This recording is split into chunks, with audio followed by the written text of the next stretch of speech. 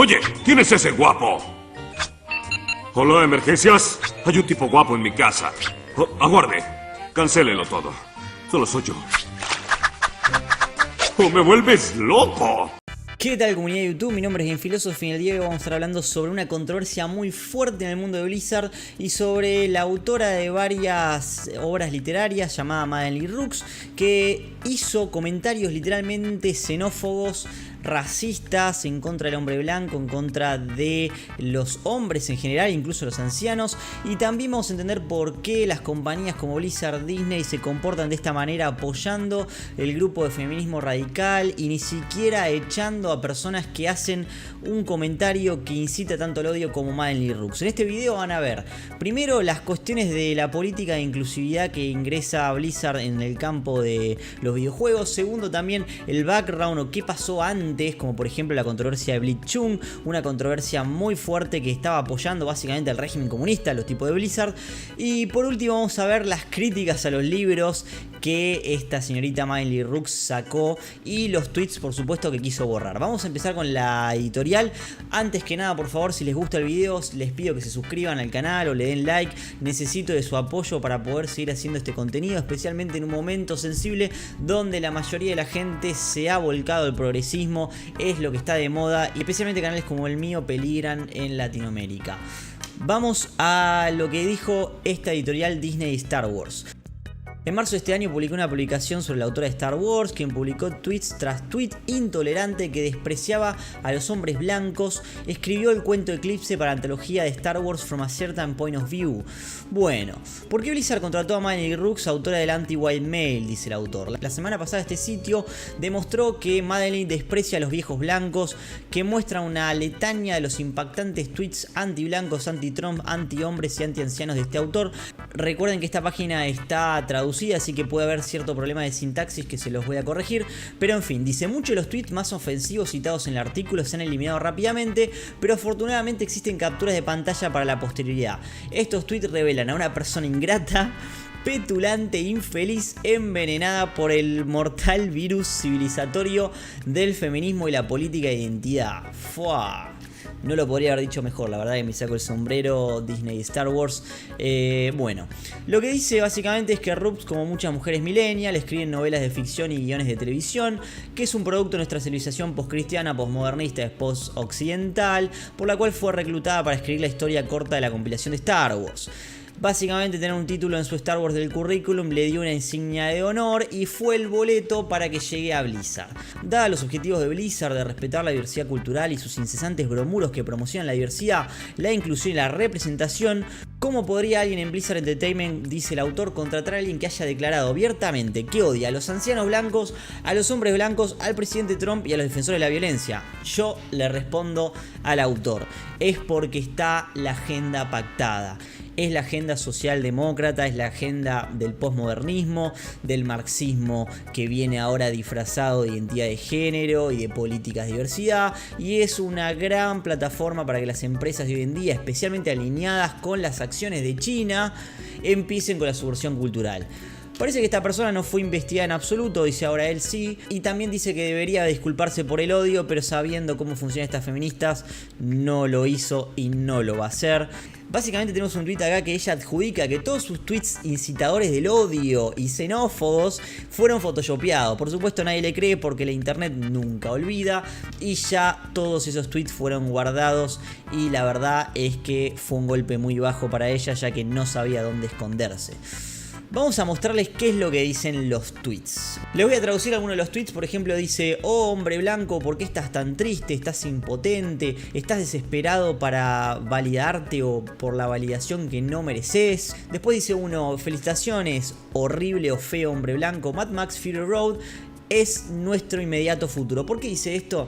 Porque se sabe que la próxima película de Mad Max tiene connotaciones claramente del feminismo radical y de la tercera y cuarta ola, pero eso lo vamos a hablar en otro video. Después, si YouTube no me censura, acá también empieza a subirse de tono y dice: de alguna otra manera pon tu mierda en orden. Después otro usuario que básicamente se da cuenta, che loco, me parece que te está yendo un poco por las ramas, le dice, sinceramente me parece Blizzard que tenés que sacar a esta mujer que está desprestigiando a los usuarios y está aplicando su odio en las redes sociales. Y básicamente ella saca la carta o el as de Activision, que es, si hay una simple solución real, vaya a jugar otra cosa. Ya saben cómo le fue a Electronic Arts con esa modalidad, perdieron un montón de dinero, pero bueno, si quieren ir por este lado, genial China. Después hay otras feministas que no importa las cosas que dice, vamos directamente a los libros. Esta señorita creó el Shadows Rising, que tiene 3.76 en las reviews de Google Reads, pero pará. ¿Por qué tiene 3.6 y no tiene 1? Porque muchas de las 5 estrellas que se ven, saquen las conclusiones ustedes. Vamos por las 5 estrellas. Miren las personas que le ponen 5 estrellas, ¿no? Muchas mujeres por aquí. Tenemos un par de mujeres pintadas de azul. Ahí tiramos un poco de paleta violeta. En fin, vamos a los usuarios que dicen la posta. Tabata dice, he leído las 23 novelas de Warcraft y esta es la primera vez que tuve que obligarme a terminarla. Está mal escrito, como si la autora no supiera nada sobre el juego, y la tradición y su estilo de escritura en general es mediocre en el mejor de los casos. Esto fue doloroso de leer y muy lento. El autor trató de incorporar el LGBTQ a la historia, por lo que estoy totalmente a favor, pero se sintió muy forzado. Pausa. Se siente muy forzado, Tabata, porque el 99,9% de la aplicación de las políticas de diversidad siempre son forzadas, porque destruyen la creatividad, destruyen el libre albedrío de un creador de poner ideas sobre la mesa, porque siempre tienen un protocolo que censura o saca ideas que ofenda a 1% del grupo minoritario del mundo, y la verdad es que la creatividad se muere, donde rara vez los autores lo hacen por un deseo del amor al arte. Sí existen casos, antes que me llamen transfóbico o homofóbico, como por ejemplo el caso de Swery con Deadly Premonition y algunos otros juegos, donde en el Deadly Premonition 2 usa a un personaje transgénero para aplicar una historia de dualismo entre la falta de correlación con la mente y el mundo exterior. El personaje tiene un conflicto interno, una especie de euforia de género que está muy bien aplicada y el personaje es súper épico, así que no me van a poder correr por izquierda o por derecha, porque si hay algo que me gusta es jugar a videojuegos, así que les sugiero, gente, que siempre se informen, porque los activistas siempre están al acecho para atacarte. Vamos con otro review que dice Mike Purdin, habría sido bueno si no realmente bueno, pero presionar demasiado la agenda LGBTQ. Recuerden que eso también está traducido al inglés. Él dice, no leo libros por propaganda, sino por diversión o conocimiento, lo que todos hacíamos antes que este activismo entre en el mundo de los videojuegos. Y él dice que es el libro de Social Justice Warrior del World of Warcraft. Y también dice que no comprará más libros. Y si no hubiese pagado la oferta de los juegos de 6 meses, o sea la suscripción, él dejaría de jugar. No quiero que me impongan políticas o agendas. Muy bien, señor Mike Purdin, porque eso es lo que hay que hacer. Hay que votar con la billetera. Yo les doy un ejemplo, aunque tengo pocos seguidores. Cuando hice un speedrun de Last of Us 2, yo dije, después de esa aberración, no vuelvo a darle un centavo a Sony Entertainment, especialmente radicado en California, por su protección al grupo Me Too Movement, por eliminar creadores japoneses que tenían muy buenos ideales para hacer videojuegos, por censurar un montón de personajes femeninos atractivos. Y dije, yo juego al Ghost of Tsushima, que me lo pidió el grupo, y borro la PlayStation de la faz de la tierra. ¿Qué hice? Vendí la PlayStation 4 Pro, me compré la Nvidia 3080 y ahora voy a jugar juegos de PC, juegos de Switch, y no pienso poner un peso en la plataforma de Blizzard. Y yo voy a seguir votando con mi billetera, porque estas cosas, las empresas no tienen límite. Es importante que ustedes como usuarios se respeten a sí mismos. Si quieren que los demás los respeten, no dejen que se metan con su billetera, pero especialmente no se dejen que se metan con su capacidad intelectual. Ahora vamos a ir un paso para atrás para conectar puentes y que vean que Blizzard es realmente un ser maligno, porque otra palabra no hay. En octubre de 2019, Blizzard Entertainment castigó a NGY Jung, conocido como Bleach Jung, un jugador de deportes electrónicos de Hong Kong del videojuego Hearthstone. Este tipo expresó su apoyo, nada más habló, de las protestas de Hong Kong, que es una protesta que está en contra del régimen totalitario comunista, que quiere erradicar las libertades individuales. ¿Qué hizo Blizzard? Lo erradicó de la faz de la tierra. A tal punto que la respuesta del público, dice acá, que incluyó un boicot y una carta de representantes del Congreso de Estados Unidos.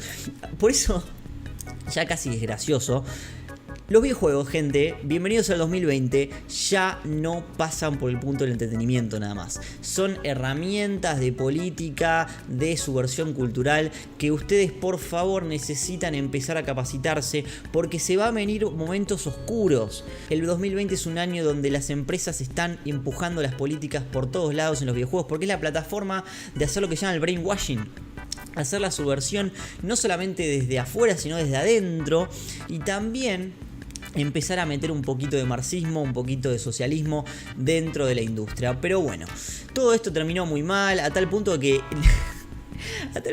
que salieron obviamente a boicotear a Blizzard, pero los tipos de Blizzard también despidieron a un par de empleados que fueron los que en la transmisión le habían hecho la entrevista. O sea, ¿qué tienen que ver los flacos que los entrevistaron y Blizzard no? ¡Pum! Esta es la cuestión, gente. Si ustedes siguen jugando multiplayer, si juegan y bajan stores y meten data china, como es por ejemplo Epic Games con Tencent, que están de la mano.